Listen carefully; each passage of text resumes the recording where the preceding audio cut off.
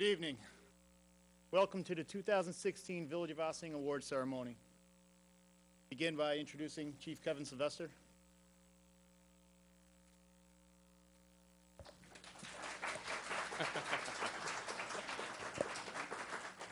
Thank you for that. I want to thank everybody for coming tonight. Tonight's a really, really special night for our department.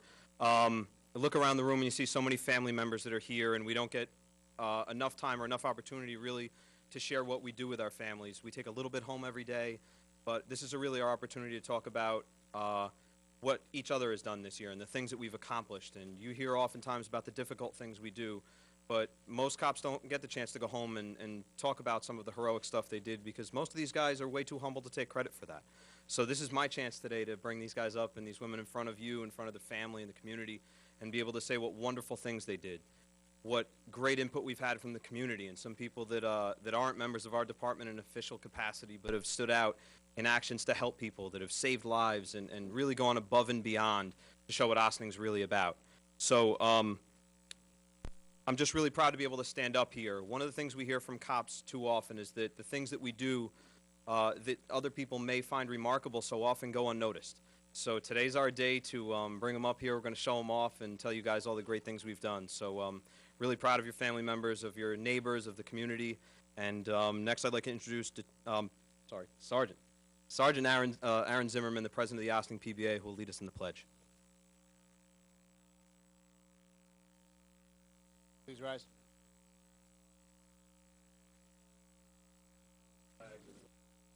United States of America, republic for which it stands, one nation, under God, liberty, justice.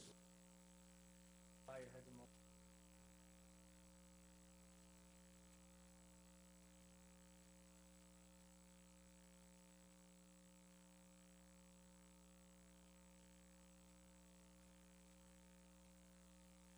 Good evening.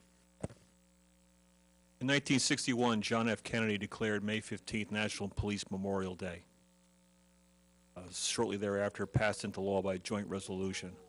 Since that day, it has turned into Police Memorial Week or Police Officers Week. Last year, 128 police officers lost their lives in line of duty.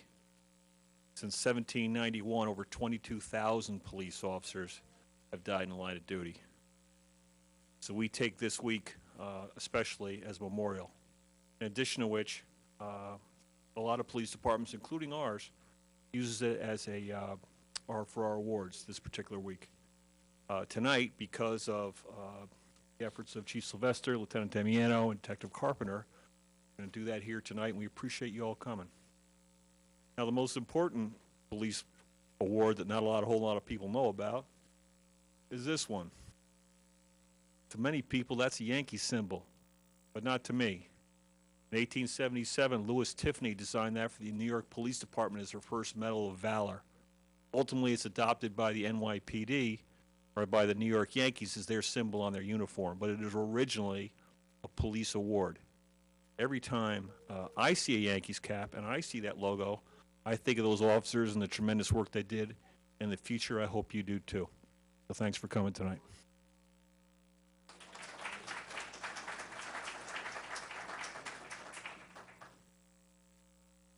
One of my favorite things to do is present civilian awards. These guys had nothing to do and they could have just kept right on going. January 23rd, the day of the 2016 blizzard. John Barbaran was traveling on Route 9 when he saw an M-Star ambulance that had spun off the road and was stuck in a ditch facing southbound in the northbound lane. Without hesitation, Johnny stopped to see if there was anything he could do. The patient on board, 75-year-old Patricia Meslin, being transported from Hudson Valley Hospital to Cedar Manor Nursing Home when her ambulance got struck. Johnny, with his trusty Jeep Wrangler and the help from Officer Rizzi, used straps and ropes and pulled the ambulance out of the ditch. Ms. Meslin was then transferred into Ossining's OVAC unit and subsequently transported to Cedar Manor Nursing Home.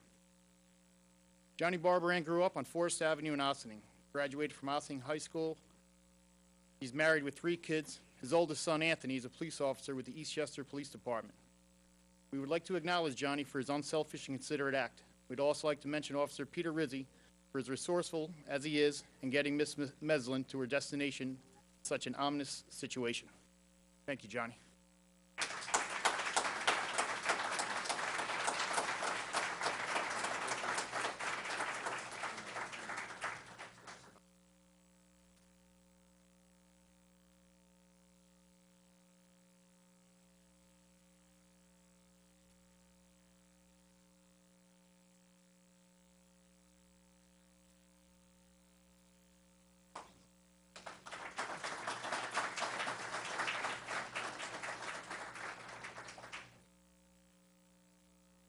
Our next civilian award would be presented by Lieutenant Jeffrey Giorgio.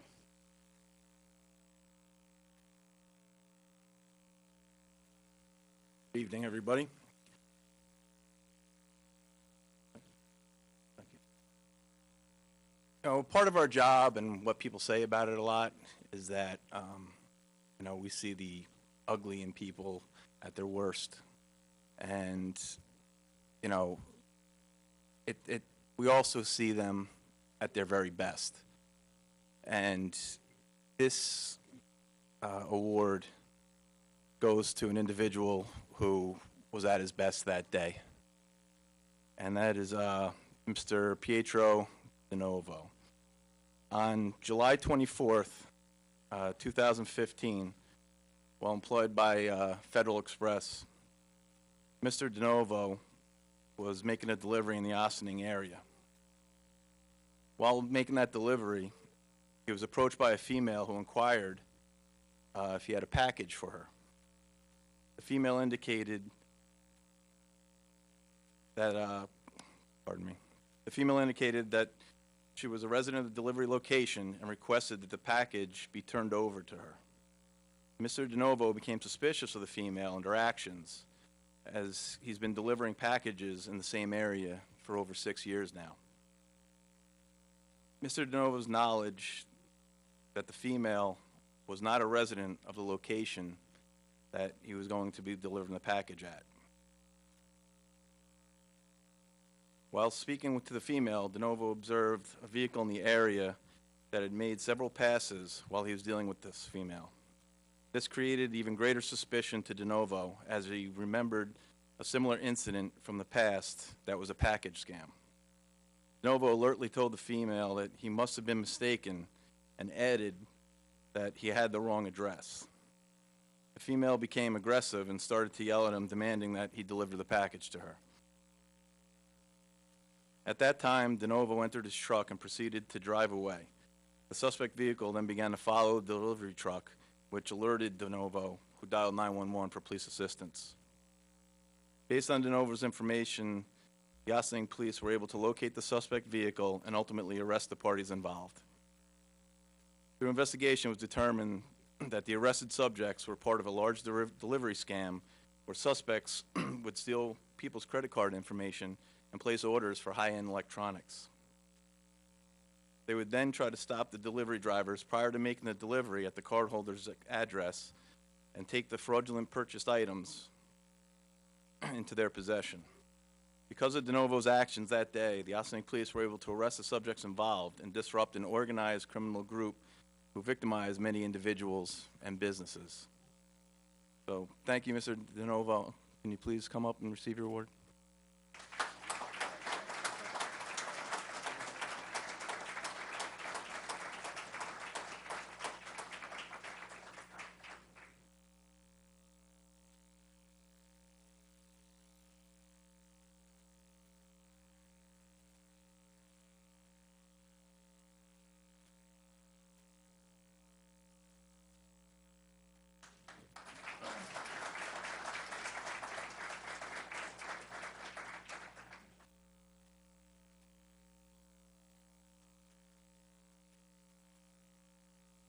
For those of us who grew up in the valley and spent a lot of time on the river, we know just because you love the Hudson River doesn't mean the Hudson River loves you.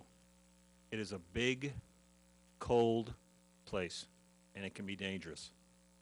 Last October, there was a gentleman sailing a small single-handed sailboat in the middle of the channel off of Scarborough Manor, and he set the boat over. He couldn't right it. He had no ability to signal. He had no ability to contact for help. He was going to freeze to death. Fortunately for him, the ferry was coming over. The ferry makes 4 trips in the morning and 4 trips at night from Haverstraw to the New York Harbor, New York train station, the Ossining train station. And it meets 4 major trains in the morning and at night. And these guys spend every day in the river. When they were coming across, they looked down, they saw the boat that was over, and it couldn't have been much because it was a small boat. They diverted, they went down, they picked the guy up, brought him in, they saved his life. He ultimately called us. We went down and ultimately got his boat. But he would have died. Now, these guys who go out there and work in the river every day, they do a great job. And especially these ferries. If those of you remember when the plane went into the Hudson River a couple years ago, the ferries were the first there. They trained for this kind of thing, and they're good at it. And that day, Captain Mike Baker and Thomas Lanane went down to save this guy's life. They're not here right now because they're on the river. So the other day we had an opportunity to go down there and give them this award, and they did a fantastic job that day. Thank you.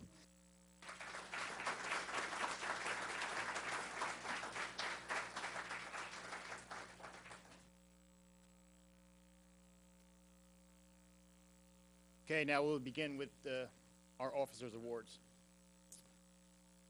This one is a life-saving award from 25 Forest Avenue. On August 25th, 2015, at approximately 3 a.m. in the morning, officers were dispatched to 25 Forest Avenue on a report of a male in respiratory distress. PO Chris Oliveri was the first to arrive, followed by Officer Tommy Lynham, John Elliott. The officers located Mr. Tito Gualpa in the back bedroom. Mr. Gualpa was not breathing and had no pulse. The three officers immediately took action. Officer Oliveri placed automated external defibrillator pads on Mr. Gualpa, while Officers Lynham and Elliott started CPR. The AED detected that Mr. Gualpa had no pulse and a shock was advised. A shock was given, and officers continued CPR. OVAC personnel arrived on scene, as well as Officer Jared Hagestilianos and Sergeant Vincent DeLeo. OVAC personnel and the officers on scene worked together and refused to give up as they continued CPR on Tito. OVAC prepared and transported Mr. Gualpa to Westchester Medical Center, continuing CPR the entire way. At approximately 6 a.m. that morning, officers were advised that Mr. Tito Gualpa was in stable condition and breathing on his own. Tito is here today to say thank you. Fantastic job was done by everyone involved. Life-saving award recipients, PO Chris Oliveri, PO Thomas Lynham, PO John Elliott. Honorable mention, PO Jared Hagestilianos and Sergeant Vincent DeLeo. OVAC EMTs, Michael Wolf, Stefan Pelletries, and Amanda Prevetti. They're out an EMS award as we speak, and SUNY Purchase being honored for this exact same thing. It just happened to fall on same day. So thank you, officers.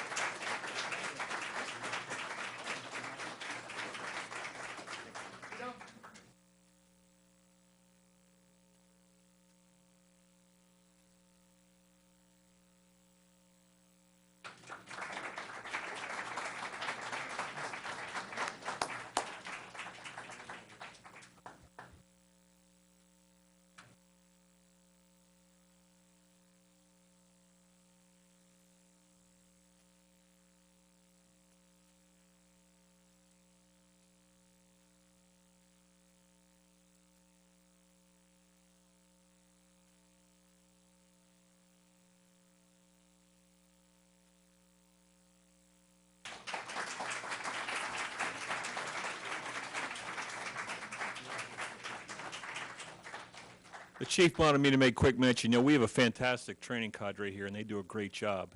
And three of the officers who teach our CPR are Sergeant George Byrne, PO Michael Lance, and Dispatcher Megan Sosedo do a fantastic work, and that's part of the result you see here today. Those trainers and these officers combined with OVAC, who's the best in the business, gives this community fantastic care.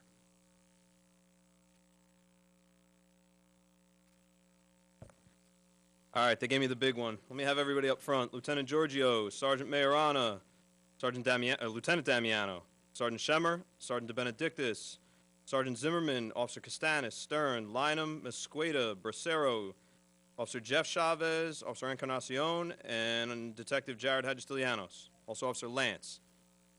Bring them all up first.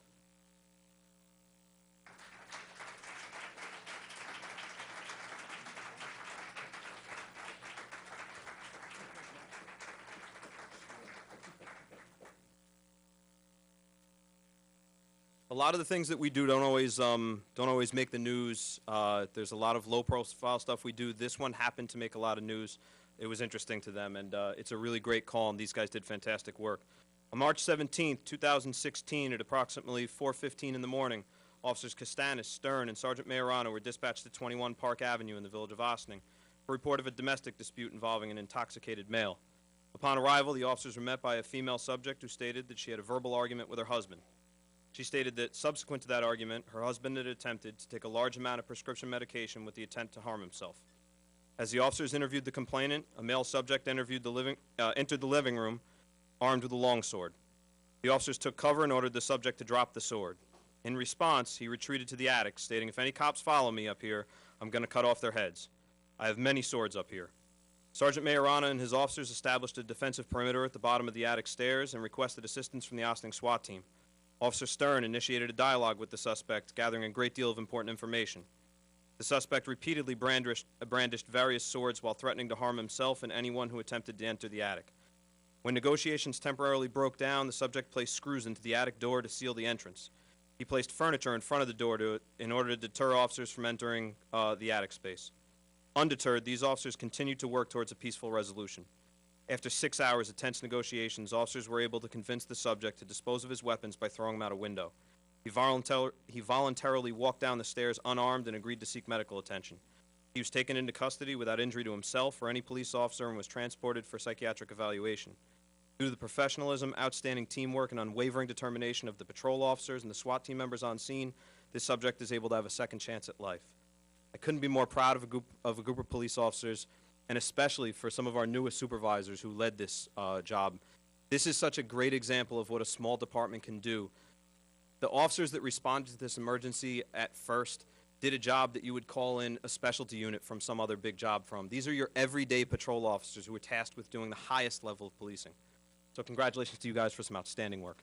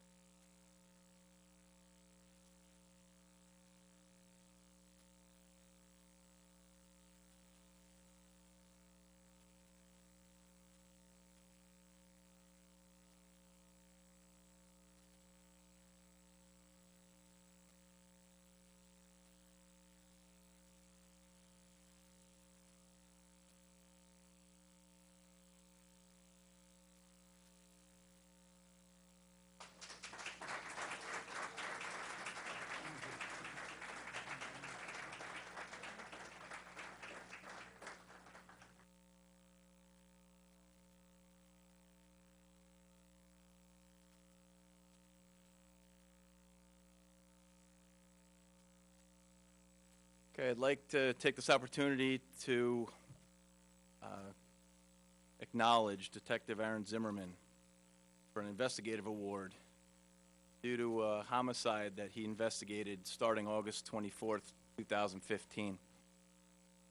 On the morning of August 2015, a jogger made a gruesome discovery. The individual found a decomposing body on the side of the roadway. Patrol responded and in turn called Detective Aaron Zimmerman, Sergeant Zimmerman, to investigate. Sergeant Zimmerman arrived on scene, he called me, and I also showed up there, and he began to initiate the investigation. The individual had no identification on him whatsoever, and within 2 to 3 hours, Sergeant Zimmerman, with the assistance of Detective Farrell, retired Detective Farrell, were able to identify the individual who was found on the side of the road. The individual turned out to be missing from Yonkers. Detective Zimmerman led the investigation, and he spent countless hours working on the case. He was professional, organized, and diligent in his efforts toward solving this case.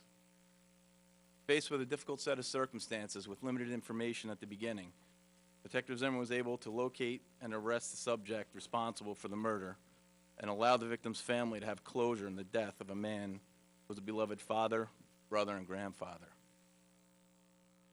not only did Detective Zimmerman get a full confession from this killer, he also talked this killer into taking him right to the murder weapon. So detectives accompanied this individual to a location where we recovered the weapon. Detective Carpenter would like me to add that during this recovery, it was all videotaped with our body-worn cameras that we wear. So this killer did take us on video to the murder weapon. And subsequent to DNA testing, it was found that the victim's DNA was on that weapon. So Detective Zimmerman, he expressed great professionalism while working with the agencies involved. He coordinated meetings, interviews, and tactical operations with outside agencies and demonstrated a level of commitment that would make any police department proud. So for these reasons, I'd like to acknowledge Detective Zimmerman and issue him the investigative award. Thank you.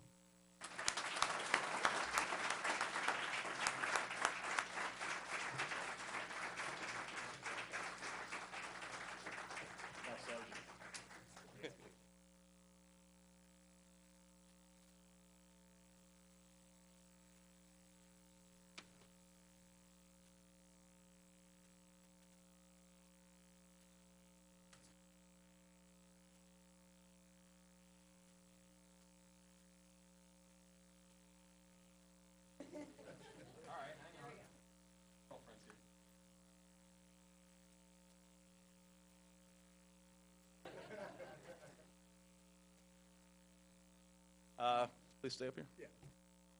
I'd also like to call up Detective Armstrong, Detective Carpenter, retired Detective Farrell, and Detective Ferreo.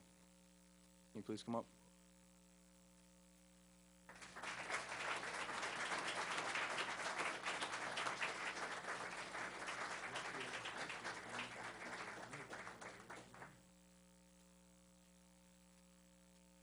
These gentlemen are up here because I'd like to award them the unit citation for their actions during this homicide investigation. Yes, Detective Zimmerman was the lead investigator, but there's so much more work that needs to be done. And each one of these detectives were 100% helping out, dedicated to the case. People don't realize how much work actually goes into a case like this. There's hours of videotape that needs to be looked over. There's phone records. There's GPS coordinates. They spent hours with longitudes and latitudes. And the amount of effort that they put in, I felt needed to be recognized, and this is the perfect opportunity to do so. I'd also like to add Detective Carpenter's technological assistance. He was able to create timelines and map out priority locations that required investigation. So I'd like to thank you guys. Thank you very much. And you guys got your citations? Wait a minute. Hang on. Jeffrey? You know, before we take photographs, one of the things that Jeff said was that this requires a great deal of teamwork. You know, I watched these folks up in the detective division all day, every day, for weeks on end, working towards a resolution for this case. Most of these awards are put in by administrators and supervisors, and one of the things that oftentimes get overlooked is the hard work that those guys put in. So let's have a round of applause for Jeff Giorgio, who was a brand new commanding officer of the detective division when this came in and took the lead on this and closed this one out in a timely manner. So good work, Jeff.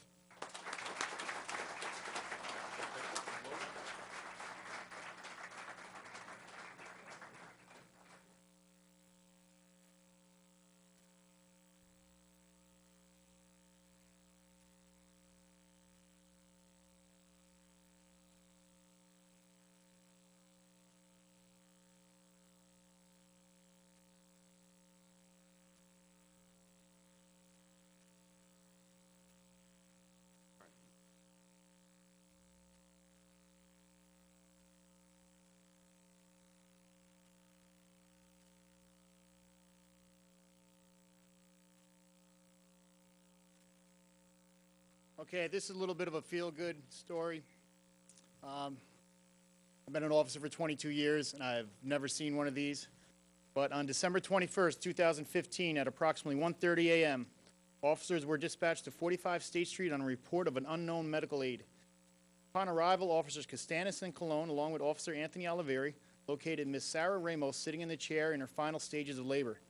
Seconds later, her daughter Giselle was born. Officers immediately assisted both the baby and mother until OVAC arrived on scene. Sarah and Giselle were transported to Westchester Medical Center, and both mother and baby were doing fine.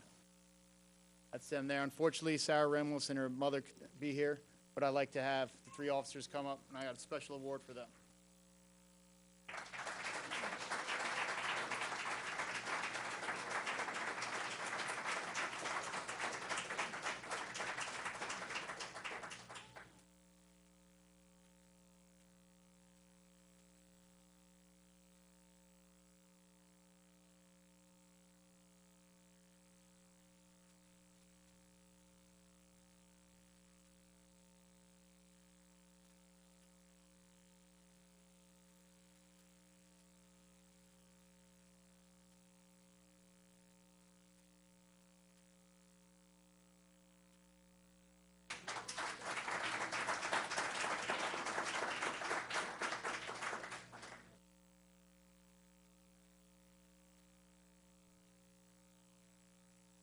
On October 1st, 2014, at about 10 o'clock, right down here on Spring Street,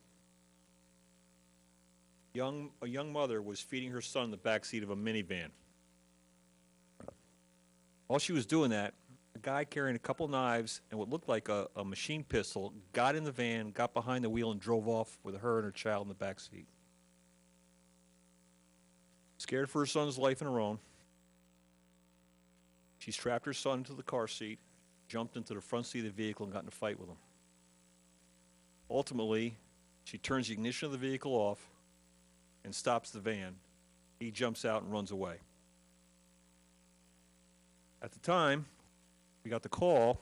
We had a description of the person running up Croton Avenue, armed like this. And a short time later, Sergeant, then Detective Zimmerman, saw him in front of the old Washington School. He approaches him, got a couple knives on him, got what looks like a machine pistol with an orange tip on it. Now, what Aaron Zimmerman knows and you don't know is that sometimes criminals take real guns and paint orange tips on them. Sergeant Zimmerman used a tremendous amount of restraint, exhibited the highest quality of our profession, and took him into custody with a minimum amount of force, avoiding a tragedy for that young man's family, for this police department, and this community. So for that, he's going to receive the Exceptional Duty Award. Please come up.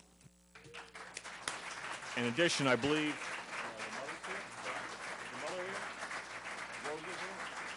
Rosa? And Rosa's here too. Here's the young lady that wrestled the keys away from this person in the van.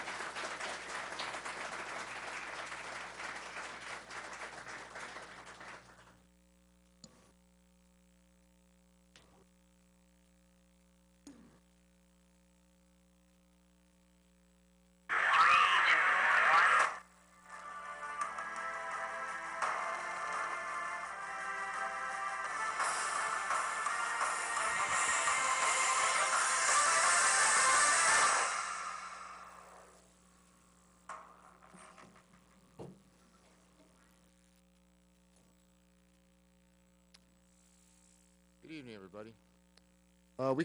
We conduct firearms training twice a year. And during this training, we test our officers' tactics and their ability to proficiently handle a firearm along with other department weapons. After we test, we evaluate, we implement training. An integral part of our marksmanship comes from one course. the FBI Bullseye course, nationally recognized course. It's actually the course that's run to qualify officers to become instructors. This course tests an officer's ability to fire their weapon at different ranges and at different trigger tempos. It's a true measure of how an officer is able to shoot their weapon, hit their target with accuracy. During our last firearm cycle, 6 officers stood apart and proved themselves to be excellent shooters and achieved expert-level scores in the FBI Bullseye course. So at this time, I'd like to call up Police Officer James Costanis, Police Officer Daniel Plachta, Police Officer Adam Dubray. Come on up here, guys.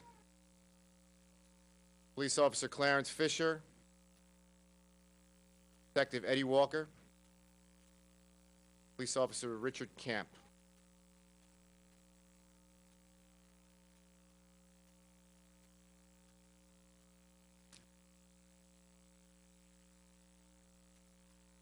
Now, these officers shot a particular score that we deem to be an expert score, which is about 255 points out of 300.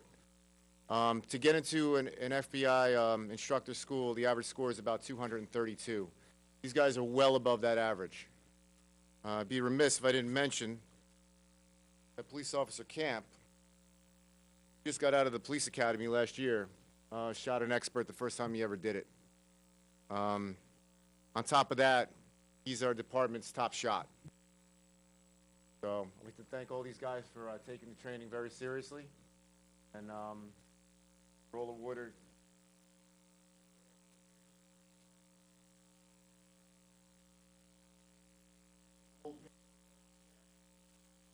Got a target on his back.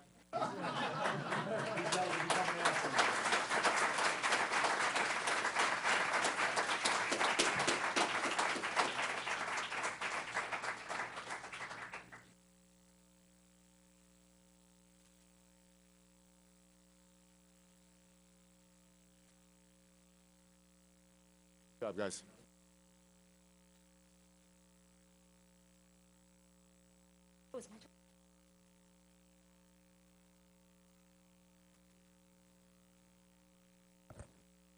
I'm so excited. It's my turn.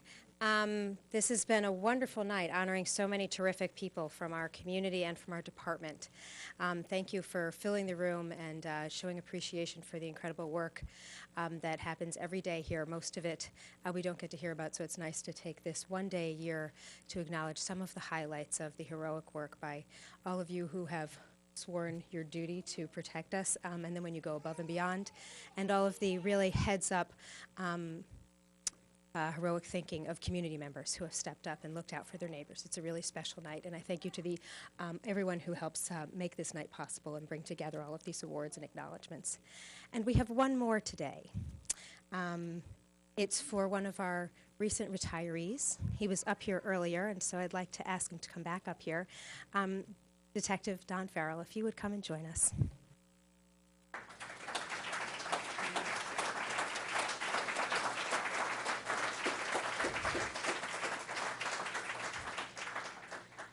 So, this is one of the fun things about being mayor, is I get to proclaim things for really special people. And so today, I'll give you a few of the whereases, why we're bothering to call up Donnie Farrell again right now. There's so many reasons, but we'll try and sum up his career in one piece of paper and one plaque, see how well we do. Detective Donald Farrell joined the Ossining Police Department in 1988 as a patrolman. In 2004, Chief Joseph Burton appointed Donnie to the rank of detective.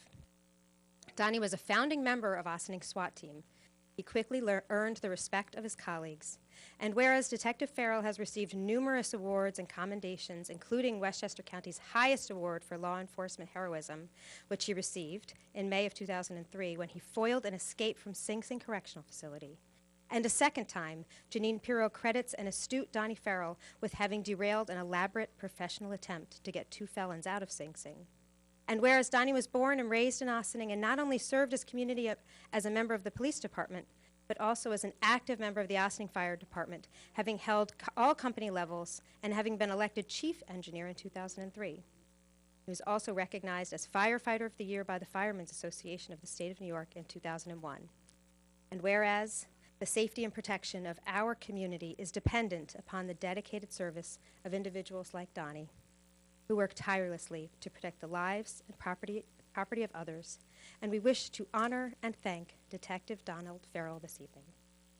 Now, therefore, I, Victoria Garrity, Mayor of the Village of Ossining, on behalf of the Board of Trustees, residents, and merchants of the village, do hereby congratulate Detective Donald Farrell and proclaim Friday, May 20th, 2016 as Donald Farrell Day in the Village of Ossining. And I encourage all to join me in.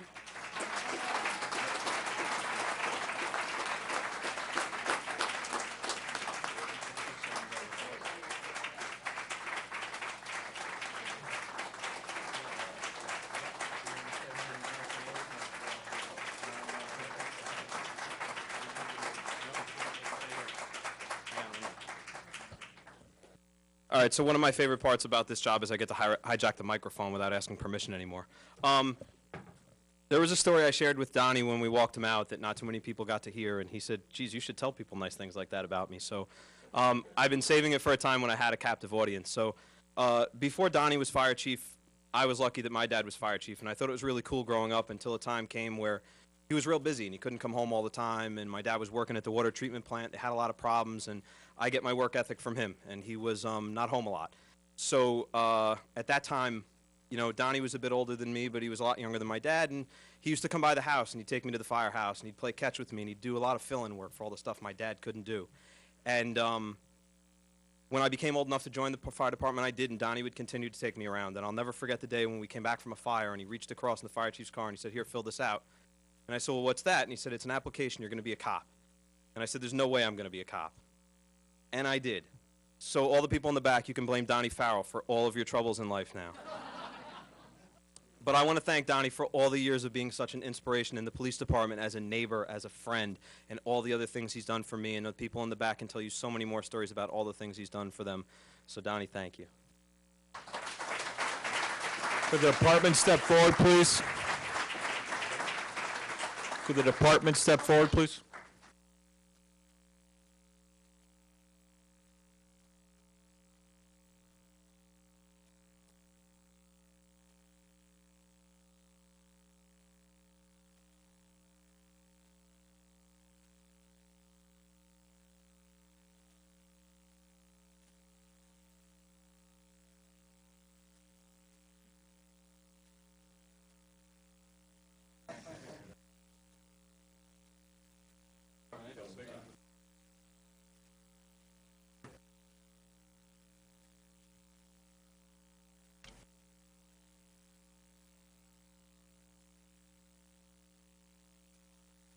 Yeah, Shelley. Hold on. Hold on.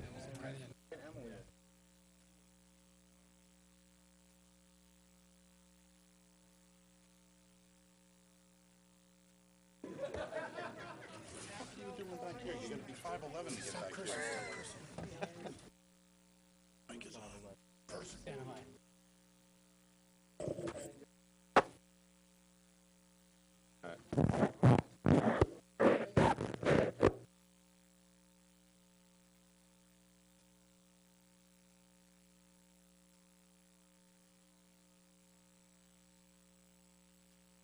Hey, Donnie.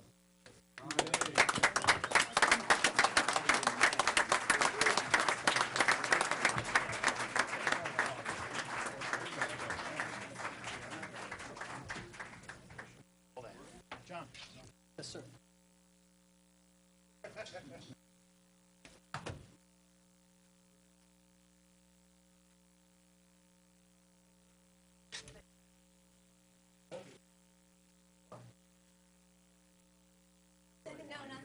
Yeah.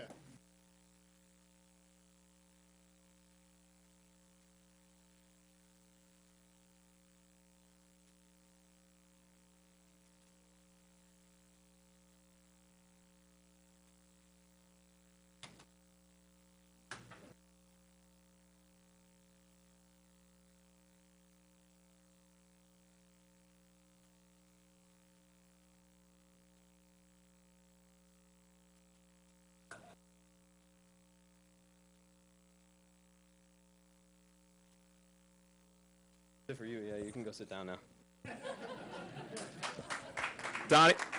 Donnie, did you want a microphone for a little while? Did you want a microphone for a little while?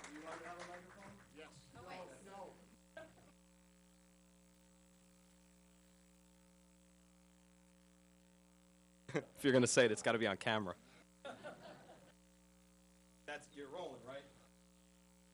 I'm really not a public speaker, and I'm usually shy behind a microphone except for tonight. First of all, I'd like to thank the mayor, the board of trustees, for such great recognition. It's not something that I really wanted. I'm not about that. But I just want to say it takes a special breed of a person, men and women. Put on a uniform, strap a gun on your hip, wear a bulletproof vest for a living. There's not many people who can do that. Right here in this community, you got the best damn police department there is in Westchester County. The men and women of this police department are very special, very dear to my heart. I can't thank them enough for protecting me and helping me my entire career. Captain Craven, him and I go back a long way. He's a lot older than I am. And I would also urge him to retire soon. There is life after police work. This is a very difficult career. The stress level is very high, and really there is life after the police department. I do have a story, though, about Chief Sylvester. Again, I've had the privilege to know him a long time, and I had a short-term ride together as patrol officers. And we went to some sort of disturbance one day, and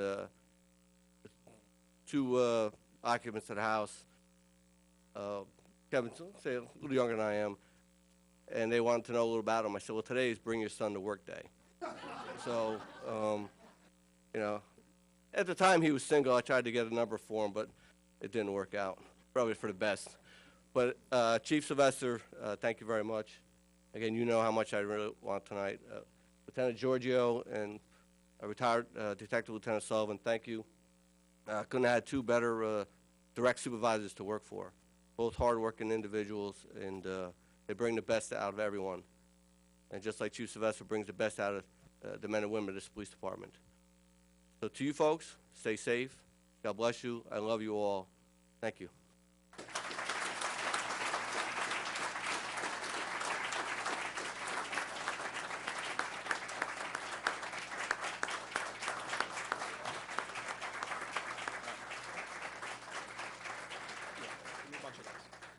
Give me a bunch of guys in the back, mostly new guys will be good for this one. All right, so for those that know me well enough, know that I spend a lot of time on Facebook, and we love the social media thing here, and sometimes it gets us into trouble. Tonight's one of those days. We have a resident who reached out to us and was speaking to us about May. In addition to having Police Week right now, we also have, it's Lyme's Disease Awareness Month, and we'll do a lot of crazy things for kids, so we still have more limes in the bag. You guys can just keep on coming up. Go ahead. Even the more senior guys. Come on, Cologne, you love limes. Come on. So what we're going to do to raise a little bit of awareness for our friends who are fighting a disease that still really needs some help is we're going to take a bite out of this lime, and we're going to see who doesn't get to make a face over this one. So.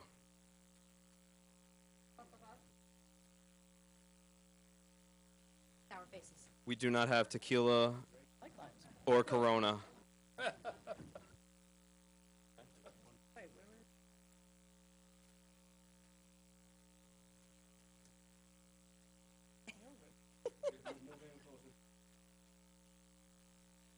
For our friends that are struggling with Lyme's disease, here's the OPD supporting you.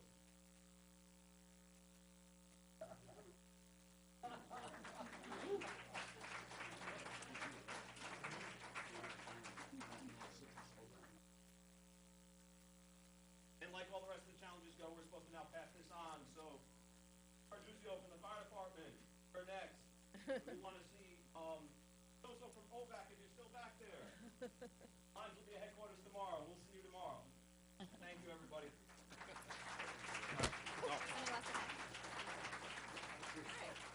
Yeah.